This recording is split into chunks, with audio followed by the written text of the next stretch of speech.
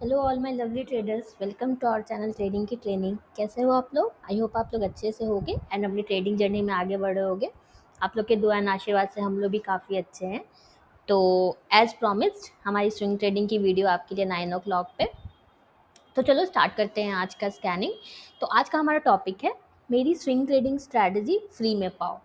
तो जो भी हमारे पुराने मेंबर्स हैं जो हमारे साथ काफ़ी दिन हो गया उन लोग को जुड़े हुए, काफ़ी दिन मतलब 2 महीने, हमारे चैनल को भी बने हुए 2 ही महीने हुए हैं। तो जो भी हमारे चैनल के मेंबर्स हैं जो हमारे साथ 2 महीने से जुड़े हैं उन लोग को तो पता है बहुत अच्छे से हम कौन सी स्ट्रैटेजी यूज़ करते हैं स्विंग ट्रेडिंग की।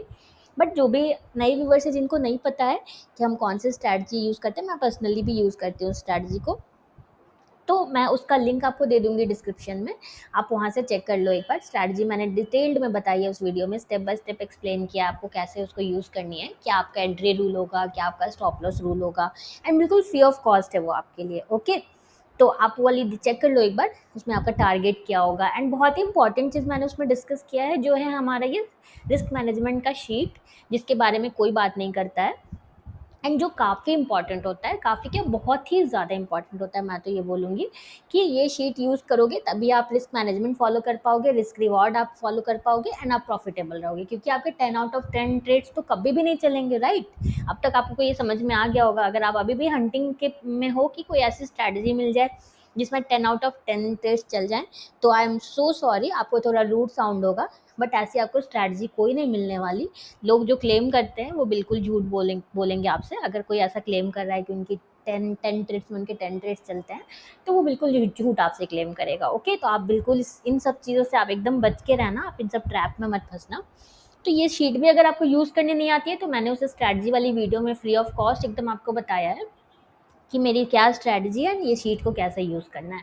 सेकंड थिंग कि ये शीट बहुत लोगों को मिल चुकी है, जो पुराने मेंबर्स हैं हमारे साथ जुड़े हुए हैं उन लोग को ये शीट काफ़ी लोग को मिल चुकी है। अगर आप लोग अभी बचे हुए हो, आप लोग को नहीं मिली है, तो आप लोग हमें कमेंट करो, हम आपको जितनी जल्दी से जल्दी हो सकेगा ये हम आपको प्रोवाइड कर देंगे। ओके, तो चलो स्टार्ट करते हैं। जैसा कि मैंने प्रॉमिस किया था कि आप लोग को क्लैरिटी मिल रही है साथ में स्कैनिंग करने से, तो मैं अब साथ में ही स्कैन करूँगी। मैं पहले से स्कैनिंग करके नहीं, आपके स्टॉक्स निकाल के नहीं रखूँगी, मैं वीडियो में साथ में ही आपको स्कैन करके दिखाऊँगी, क्योंकि आपको क्लैरिटी ज़्यादा मिल रही है इससे। तो चलो स्टार्ट करते हैं। वीडियो थोड़ी लंबी भी हो जाए तो मुझे उससे फ़र्क नहीं पड़ता, क्योंकि आप लोग के लिए जो क्लैरिटी हो वो हमारे लिए ज़्यादा इंपॉर्टेंट है, रादर दैन एकदम वीडियो को टाइम देख के बनाना कि इतनी मिनट की वीडियो होगी तो यूट्यूब हमारे वीडियो को प्रमोट करेगा। तो आप लोग की क्लैरिटी हमारे लिए ज़्यादा इंपॉर्टेंट है। तो चलो फटाफट से स्कैनिंग करते हैं एंड वीडियो में एंड तक बने रहना। हम एक बार निफ्टी बैंक निफ्टी की एनालिसिस भी करेंगे लास्ट में। तो देखो, आपको इस तरह एक्सट्रीम राइट में आपको देखते जाना है, आपको इस तरह से एक एक करके देखते जाना है करंट मार्केट में। एंड मेक श्योर करना, अगर आपने कोई भी पोजीशन लिया हुआ है तो उसमें टारगेट या स्टॉप लॉस इस शीट के हिसाब से अगर हो जाए तो उसको एकदम एग्जिट करना। लेकिन इस शीट के हिसाब से ही अगर टारगेट आपका हो तभी आपको एग्जिट करना है, एंड इस शीट के हिसाब से स्टॉप लॉस जो लेवल जो इसमें आप लिख के रखोगे वो हो जाए तभी आपको एग्जिट करना है। मतलब मान लो कि ये कैंडल का हाई लो आपने उसमें डाला, ठीक है, तो जो भी इस कैंडल का लो होगा, अगर उसके 1-2 रुपए नीचे ही आप स्टॉप लॉस रखोगे तो वो अगर हिट हो जाता है तभी आप एग्जिट करोगे। एंड टारगेट भी जो भी आपका कैलकुलेट होके आएगा, आपके वाइट पार्ट्स एडिटेबल हैं, आप उसमें वैल्यूज डालोगे तो जो भी आपका यहाँ पे आएगा वैल्यू टारगेट का, आप उतने पे ही एग्जिट करोगे। ओके, ये शीट को यूज़ करना बहुत ही सिंपल है एंड यही शीट जो है जो आपको प्रॉफिटेबल बनाता है। ये देखो, आदित्य बिरला कैपिटल में कितना अच्छा हमारा देखो टारगेट कंप्लीट हुआ। यहाँ पे हमने ट्रेड लिया था विद इन, देखो टारगेट तो कल ही हो गया था लेकिन देखो कितना अच्छा परफॉर्म किया है ये। देन आदित्य बिरला फैशन में भी देखो, कल ही हमारा टारगेट विद इन 2 डेज देखो 232 वाला स्टॉक 273 हो गया।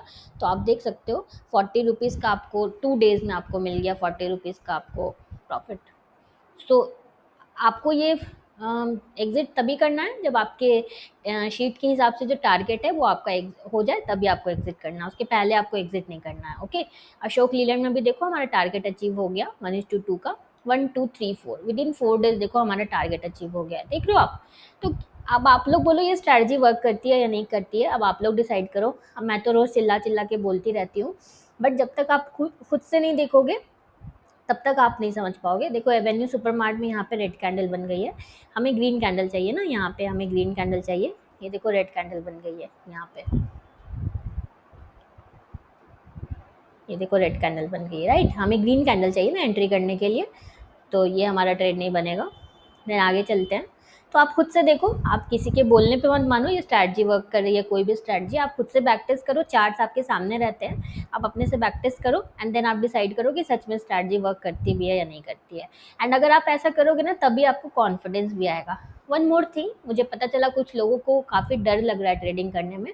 हमारे पास मेल्स भी बहुत सारे आए हैं कि उन्हें ट्रेडिंग स्टार्ट करने में डर लग रहा है। देखो भेल हमारा 1:2 अभी नहीं हुआ है, तो इसको एग्जिट नहीं कर देना। ऐसा नहीं कि इतना मूव मिल गया तो आप इसको एग्जिट कर दोगे कि फियर में कि स्टॉप लॉस कहीं हिट नहीं हो जाए, बिल्कुल भी नहीं। आपका जब तक टारगेट एग्जैक्ट आपका नहीं हिट हो, आपको एग्जिट नहीं करना है। सो मैं कह रही थी कि कुछ लोगों ने बहुत अच्छे अच्छे हमारे मेंबर्स हैं, हमारे पास मेल आया था कि उन्हें फियर हो रहा है उन्हें ट्रेड लेने में। तो मैं स्पेशली आप लोग के लिए कहना चाहूँगी कि आप लोग एक क्वांटिटी से ट्रेड लेना स्टार्ट करो। एक एक क्वांटिटी मतलब कि एक एक शेयर से आप ट्रेड लो, जिसमें भी सेटअप बने ना, बस एक शेयर आप ट्रेड लो। उससे क्या होगा, आपका रिस्क बहुत ही नॉमिनल बनेगा। आप किसी भी इसमें ऐसे में अकाउंट खुलवा लो ब्रोकर में, जहाँ पे आपको ब्रोकरेज नहीं लगे, तो आपको उतना फ़र्क नहीं पड़ेगा फिर उससे।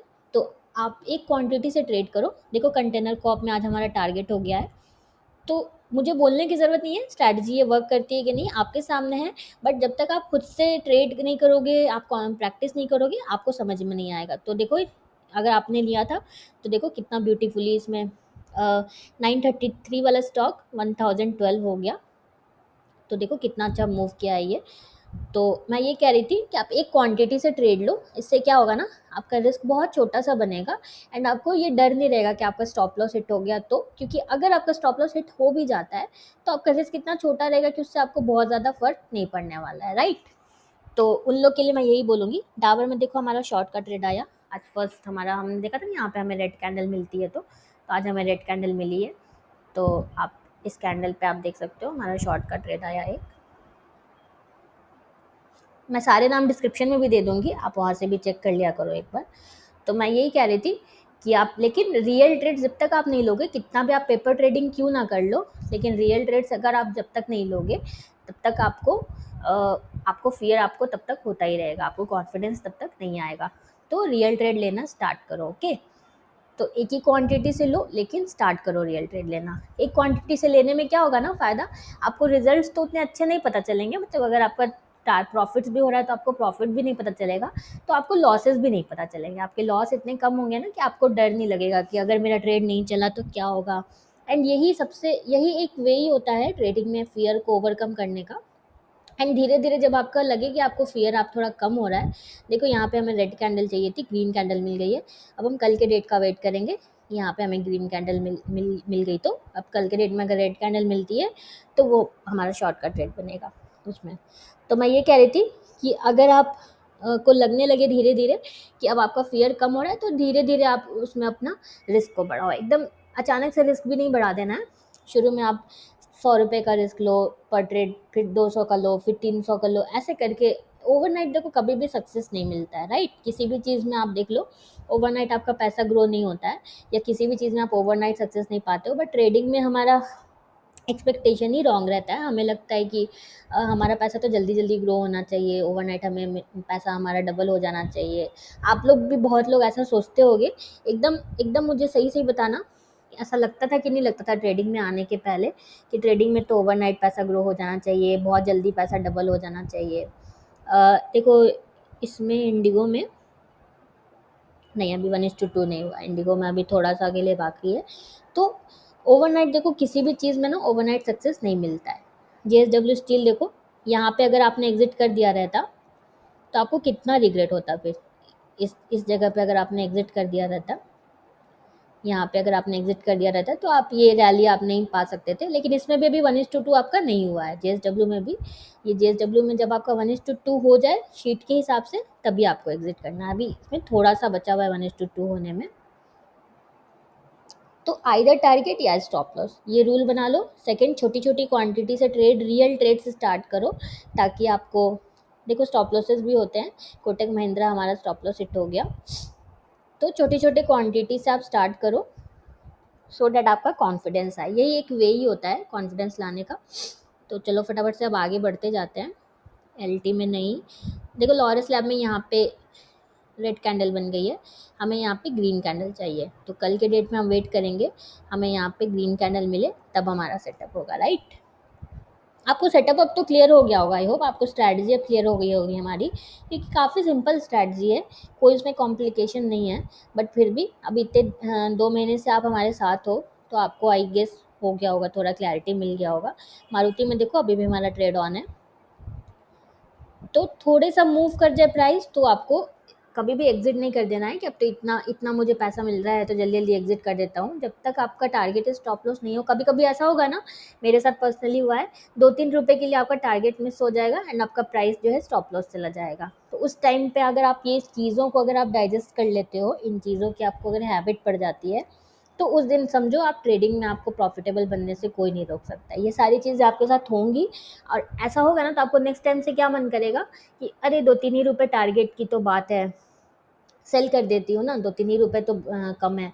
लेकिन नहीं, आपको एग्जैक्ट टिके रहना है अपने टारगेट वैल्यू पे, आपको एग्जैक्ट टिके रहना है। और ऐसा इसलिए होगा क्योंकि आपका 2-3 रुपए के लिए टारगेट मिस हो गया रहेगा, तो नेक्स्ट टाइम से आपको लगेगा कि 2-3 रुपए में क्या फ़र्क पड़ जाता है, जो मैं जो ट्रेड कर रही हूँ उसमें 2-3 रुपए से क्या ही हो जाएगा, चलो एग्जिट कर देते हैं। बट नहीं, आपको जो आपका ये शीट मैंने इसीलिए इतना इंपॉर्टेंट, मैं इतना इस पे इसीलिए जोर देती हूँ, ये इसीलिए इतना इंपॉर्टेंट है क्योंकि जो भी इसके हिसाब से आपका टारगेट रहे, एग्जैक्ट आपको एक वैल्यू मिल जाए कि आपको इतने पे एग्जिट करना है। जस्ट आपको कभी कोई नहीं बताता होगा कि किस हिसाब से आप कैलकुलेट करते हो कि मुझे इतने पे एग्जिट करना है। मैंने आपको एक एक्सेल शीट ही दे दी जो आपको ऑटोमेटिक कैलकुलेट करके दे देगा, आपको कोई मेहनत करने की ज़रूरत नहीं है कि कहाँ पे एग्जिट करें। क्योंकि हमारा एक बहुत बड़ा प्रॉब्लम रहता है ना कि हम एंट्री कहाँ पे करें एंड एग्जिट कहाँ पे करें, पता ही नहीं होता है हमें। तो देखो सेल में, देखो ओ माय गॉड, सेल में कितना ब्यूटीफुली देखो टारगेट अचीव हो गया है हमारा, विद इन 1 to 3 days में हमारा टारगेट अचीव हो गया, देख रहे हो आप। तो आपके सामने ही मैं एनालिसिस करती हूँ, देन आपके सामने ही रिजल्ट्स भी दिखाती हूँ, स्टॉप लॉसेस भी होंगे नो डाउट, इसका ये मतलब नहीं है कि स्टॉप लॉसेस नहीं होंगे।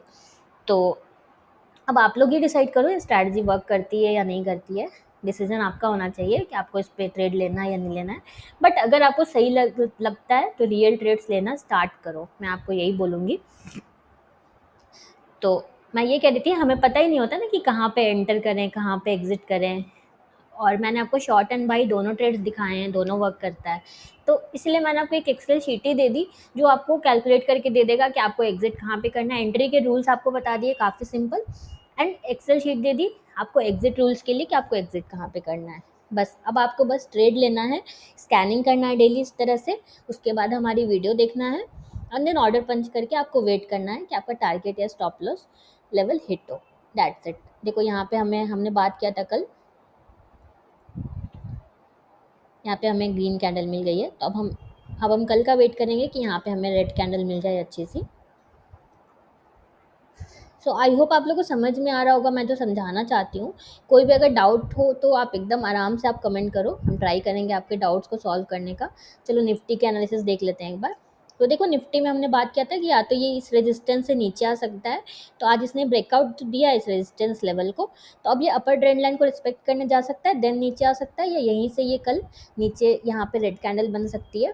तो कुछ भी प्रेडिक्ट नहीं करना आपने, अगर यहाँ पे एंट्री की हुई है इस कैंडल पे, अगर आपने बाई का एंट्री किया हुआ है, फ्यूचर्स में करना होगा आपको, तो 1:2 तक आप शांति से बैठ के वेट करो या स्टॉप लॉस का वेट करो, राइट।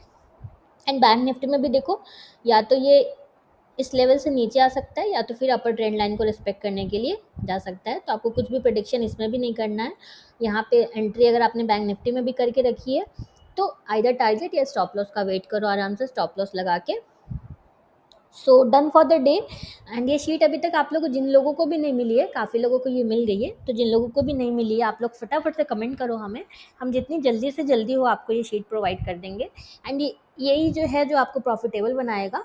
लाख आप अच्छी अच्छी स्ट्रैटेजी यूज़ कर लो, लेकिन अगर आप रिस्क को मैनेज नहीं करोगे ना, रिस्क मैनेजमेंट अच्छे से नहीं करोगे, तो एंड ऑफ द डे आप प्रॉफिटेबल बन ही नहीं सकते हो, आप लॉस मेकिंग ही रहोगे लास्ट में।